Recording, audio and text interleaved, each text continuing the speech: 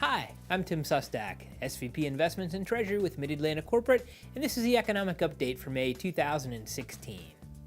Today, we'll take a look at the most recent GDP report and what it means, if anything, for monetary policy going forward.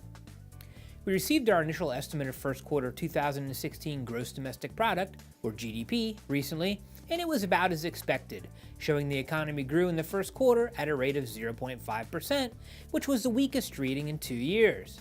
GDP is one of the most important economic readings we receive because it is the broadest measure of a country's economic health.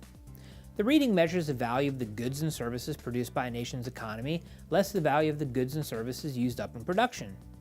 GDP is also useful because it gives us a look at 4 components of the economy: personal consumption, government expenditures, investment, and net exports, so we can see which sectors of the economy are doing well or not so well.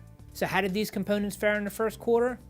Well, personal consumption continues to lead, showing an increase of 1.9% from the prior quarter. This was helped by a small gain in government spending, but hurt by declines in investment and net exports. All in all, pretty much the same story, and that is the consumer that is keeping things moving. A look at what this latest GDP report means for interest rates after the break. They say money makes the world go round. For a credit union, that couldn't be more true. At MyCU Services, we specialize in payments designed to keep your credit union competitive at cost-effective pricing. We'll take care of your electronic funds transfers. We can process all of your deposits. Need share drafts and official check processing? We've got you covered. Don't forget electronic bill payment. We can even help you provide international payments and services. When you think payments, think MyCU Services. Welcome back.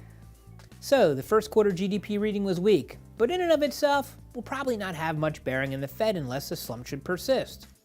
We can see that in the announcement following the April FOMC meeting, where the Fed largely looked past the weak economic readings of the first quarter and chose to focus on the positives of the labor market.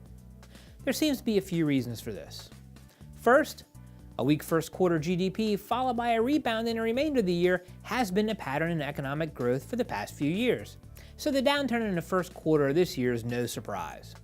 Second, the continued strengthening of the labor market gives the Fed confidence that consumer spending has the foundation it needs to continue to push the economy forward.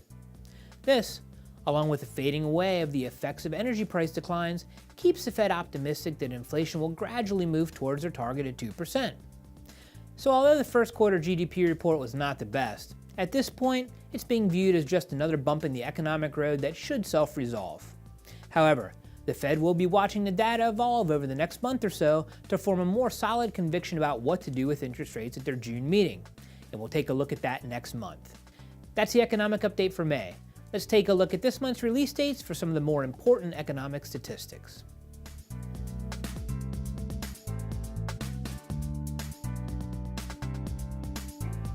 We'll see you again next month for another look at the economy, and as always, thanks for watching Fine Action.